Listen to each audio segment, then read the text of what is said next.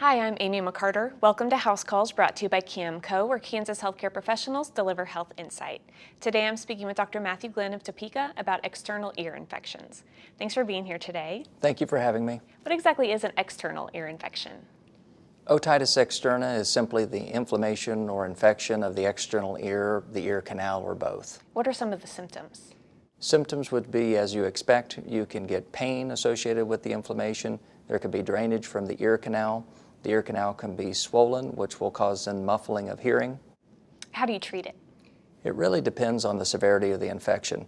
On physical evaluation, we will see how inflamed the ear canal is.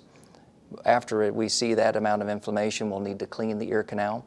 When you have an infection or inflammation of that ear canal, the lining can actually slough into the ear canal space, and that matrix will then allow bacteria to grow. All of that needs to be cleaned initially. After we have an adequate clean ear canal, we can treat that with topical antibiotics and topical steroids. The antibiotics, of course, will treat the bacterial infection, and the steroids will help reduce the inflammation. Depending on the severity of the infection, we may want to add an oral antibiotic. An oral antibiotic can help treat any inflammation or infection of the surrounding tissues. And then lastly, we always want to make sure we treat the discomfort and pain. All of these are quite painful. And how do you know at what point to call your doctor? Again, that depends on the severity. There's a number of over-the-counter medications which can be used to help mitigate the inflammation and pain associated with the ear canal infection. Most of the time we would think of that as being swimmer's ear.